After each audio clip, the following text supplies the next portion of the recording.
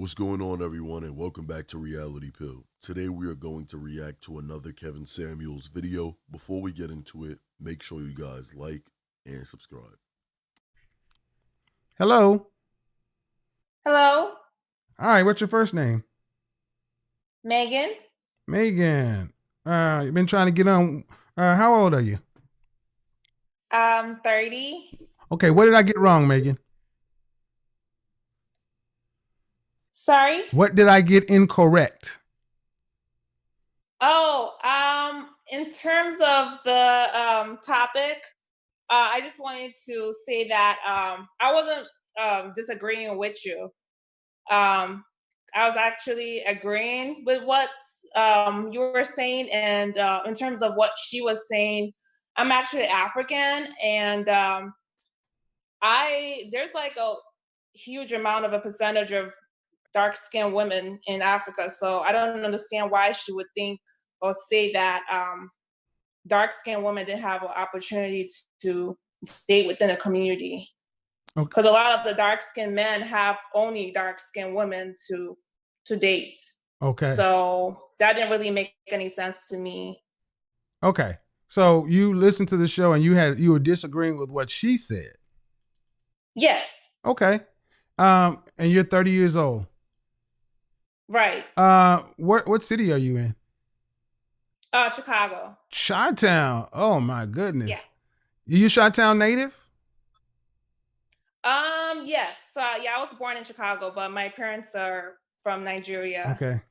You know, I'm a Chicago Bears fan and Bulls fan, but too much stuff going on in Chicago right now. Are you married or are you still dating?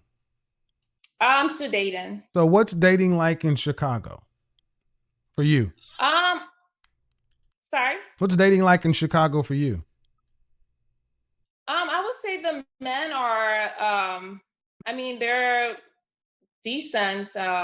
They have careers and stuff. A lot of the men though are a little bit on the snobbish side. So what do you mean snobbish side?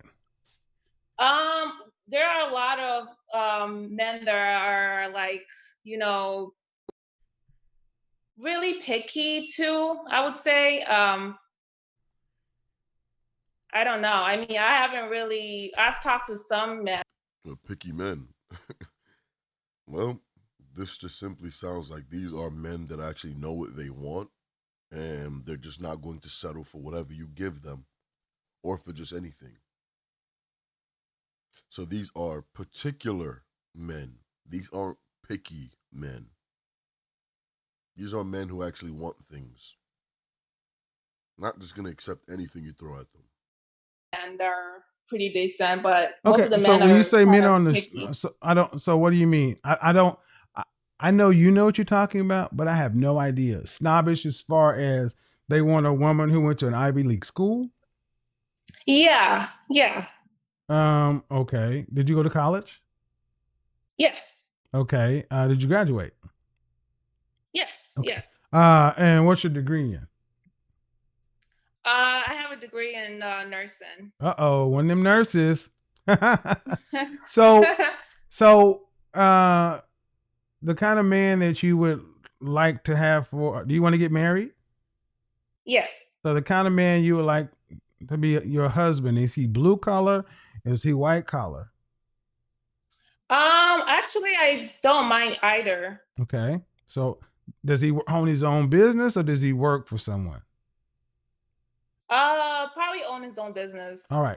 Right there, you automatically limited yourself to 20 to 30% of men. Did you know? Okay. Why do you want him to own his own business? Because I just know, like, in terms of me working for somebody, I just would like, I just feel like working for somebody is a little bit more restraint than actually having your own business and being your own employer. Hold on. You're 30 and you're a nurse, right? Yes. Do you own your own business? No. Okay. So in this, I mean this and know, do you know any people that own their own businesses? Yes. All right. Owning your own business is far more restrictive than working for somebody. Okay. That is a fact. Popular to contrary belief, that is a fact. Because one, you are the business. That's why. There are no days off. Like here's the thing. Let me just reel it back just a little bit. All right. And then make this very quick. When it comes to working for somebody, you have your set hours, you go in, you work, you do the job, you're done. When it comes to being an entrepreneur or somebody running their own business, you have to be available all the time. You have to be there making decisions all the time. You have to be there making sure things go right all the time. It takes up way more of, see, as to where a 9 to 5 is just a 9 to 5. When you own a business, it could be from 6 o'clock in the morning to 6 o'clock in the morning, or from 6 o'clock in the morning to 9, 10, 11, 12 at night. You're a business owner. You have things to attend to. You have things to do. You have to make sure things are going right. You have to make sure you're profitable. Too many optics go into that. So yes, Kevin's correct. It's a lot more restraint when you own a business. Trust me. It is. I work far harder than I ever did in corporate America. But owning your own business says what to you? Does it say you have more money? Does it say you have more freedom? More freedom. Okay, that's not true. That's not true. See, oftentimes women, you think a man that owns his own business is going to be able to go to the mall with you, or go to the kids' PTA meeting, or be able to do. That's not the case. When you own your Mm-hmm. own, when you own your own business, it is a 12 to 18 hour, 5 year eat shit proposition. So what Mm. I'm trying to get you ladies to understand is sometimes you romanticize things that you really have no idea. And understand something. You cut down 70 to 80% of men if you say you want somebody to own their own business. But let's just say you get somebody who owns their own business, right? You want to go out Right. on a date. Do you see what I do on this YouTube channel? 10 o'clock to 12 o'clock, Monday through Friday, right? Right. I got a full business I run before this. Okay. And I Yeah, that have makes sense. clients I have to see. I get 5 hours of sleep at best a day, and that's not consecutive. That's crazy. Dude, so now put that into perspective. There are 24 hours in a day. Kevin is getting 5. The rest of the time he's working. But guess what? He runs and owned he ran, sorry, he ran and owned his own businesses. So if he's doing it and the most he's getting is 5 hours of sleep,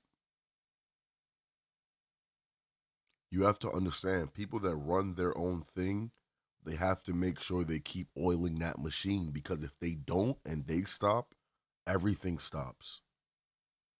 As to where when you're just working a job or working for a business, if you stop or you decide to call out or whatever the case may be, the business can still go on. Not in this case. In this case, if you're the owner, yes, you may have more freedom, you may be more flexible, but that's then taking you off of your purpose, and then it's going to cost you money to do that. Because one, you're not there attending to said business, and then two, whatever you're going to do with your woman is going to require money. So one, you're taking away from the business, and two, you're spending money and time, which is the most valuable thing. So just because you work from home or you own your own business doesn't mean you could just up and just do whatever the hell you want with this guy, because he needs to be working. There needs to be stuff done. So what I'm saying Right. is, instead of looking at his job, maybe you want to look at his character. Mm-hmm. Do you want to be a stay-at-home wife, or do you want to um, work? Um, I want to be a stay-at-home wife. All right, now you do realize that's gonna. And how many kids do you want to have? 2 or 3. That means 3 because you can't have 2 or 3. If you have 2 or 3, Right. so it's 3 kids. So again, you've heard me ask these questions. How much money does a man need to make to have a wife that stays at home and have 3 children and the wife never have to work? How much money does he need to be making to have a middle class or upper middle class life? I would say within like 200 to You're talking 300,000. in Chicago, you're talking closer to 375. Oh, okay. What percentage of men in America make $300,000 or more? Probably like 2%, 1%. 1%. Okay. Again, so you see what happens when you start to squish that number. I want to own his own business. I want to be a stay-at-home wife. Okay. So I gotta ask. You're 30 years old. You work right now. Right. Why do you feel like you should not have to work for the rest of your life? When 72% of working mothers in this country with children under 18 work, why do you feel as though and I'm asking this question to black women in general. I don't know why so many of our sisters feel like you should not have to work. Because I just feel like I'm a nurturer and I want to like, care for my kids. I don't want to have to Okay. work and, have my kids in daycare Ma'am, do you realize and that have, do you realize that white women are nurturers too? Hispanic yeah, women, Asian women. Do you realize that women who used to have to pick cotton and plant tomatoes and do real hard work? I mean, nursing, it's taxing, but it's not hard like physical labor, right? right. It's not hard like our ancestors had, right? No, no. So what I'm trying to help you understand is at 30, you should have been married 7 years ago. But it sounds like your standards are very high. You want a man that's making a 1% money. You don't want to have to work. And then the question is going to have to come back down to, okay, are you a 1% kind of woman? That means, do you look the part? Is your body the part? Is your attitude the part? Okay. Is it? Well, How tall are you? yeah. Yeah. How tall are you? Oh, tall, 5'7", 5'7". Oh, you're kind of tall. What size dress do you wear? 6. Okay. All right. So what I'm trying to get you, here's what I'm trying to ultimately get you to understand is it sounds like you're a normal woman, a nurse. There are Mm-hmm. nurses from every race, right? You're not a brain, Right. so this is not an insult, but you're not a brain surgeon, a cardiologist, an oncologist. You're a nurse. Noble profession. But I don't know lots of non-black nurses that don't have to work for the rest of their lives. I mean, let's just go with the average person. This woman is an average woman. Obviously there's no type of ill will when that's being said. The average people are average people. Get over it, right? This woman is an average woman. So even the average women don't get to really stay at home and not work. Better yet, a lot aren't able to stay at home and take care of their children. It's not the norm. So women just thinking they're just going to step into this and that's going to be the norm for them. You have another thing coming. Right. Did you grow up with your father in the household? Actually, no. And this is where a lot of this stuff comes from. A fantasy. See, if mom and dad would have been married, mom could have been a different kind of mom. And that's not true. You're right there in the middle. And the reason I'm asking you this question is to help people in the chat room. So many of our sisters are like you, normal, average, everyday American citizens, but you overlook your normal, average, everyday black male counterpart. Okay. Has anyone ever told you that? Yes. I mean, I would say that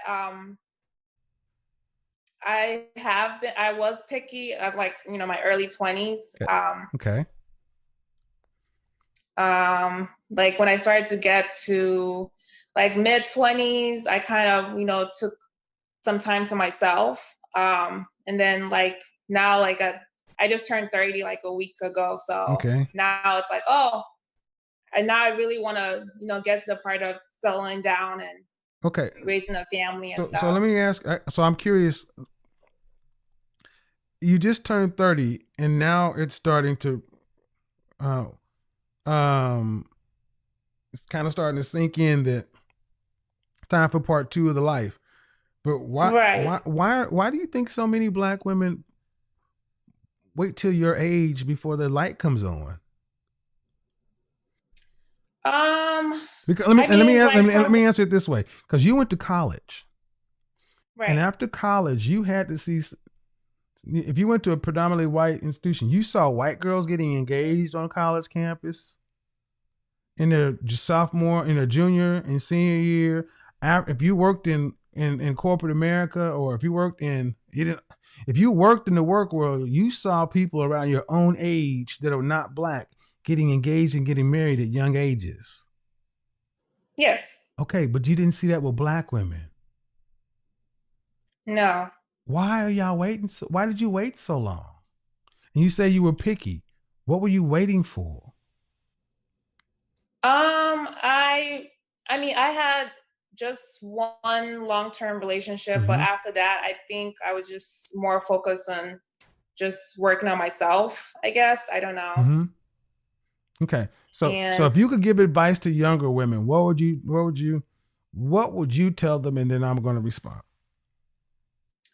I would tell them to definitely, start looking for that husband at an early age, and not waste time to, when they're 30 and stuff. I would definitely tell them that. Mm-hmm. And what I would tell them is stop trying to do everything individually.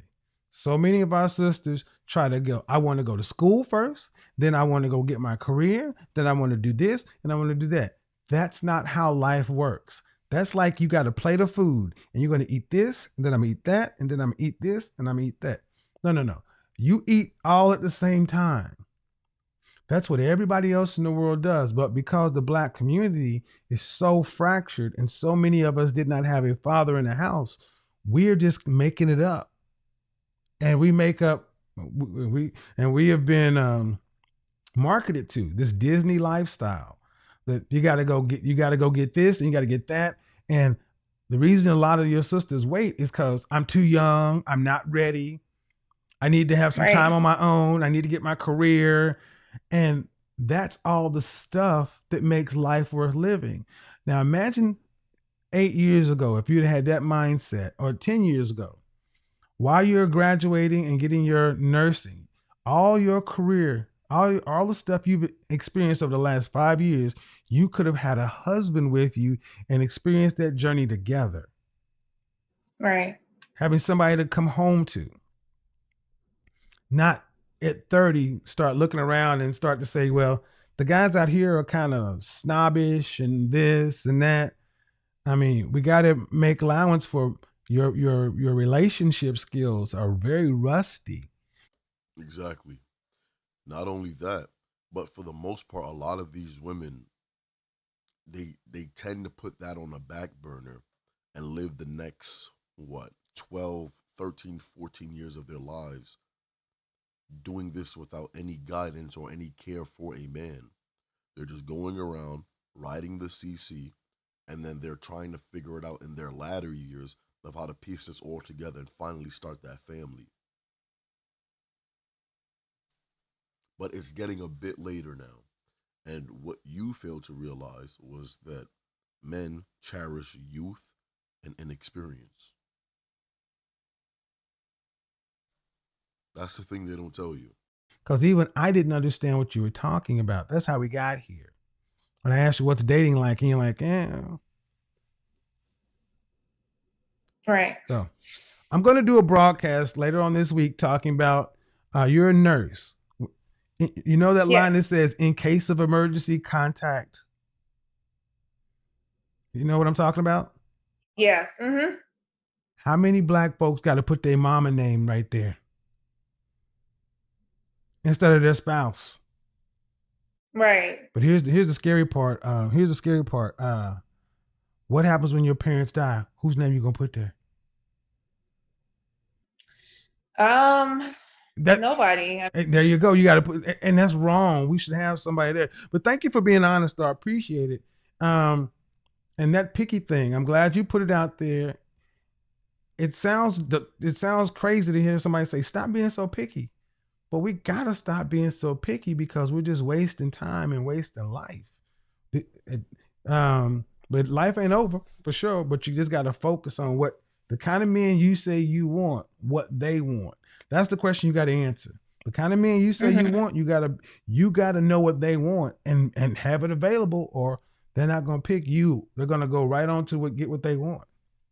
Just kind of like you Right. did. Thank you though. Thank you. Send me an Italian dip beef sandwich from Chicago. Okay, I will. Bye, Thank you so sis. much. Bye bye. Bye. Man, shout out to Kevin. This was a great episode, very informative, and of course, we took multiple glimpses into the raw reality of more and more modern situations. But I want everyone to please leave your opinions in the comment section down below. Make sure you guys like and subscribe if you guys haven't already. Turn on post notifications so you will be alerted when we upload more videos just like this one. Go over to Kevin Samuel's channel. Go watch his videos. Let's keep the Godfather's name alive and flowing. I'll see you guys in the next video. Peace.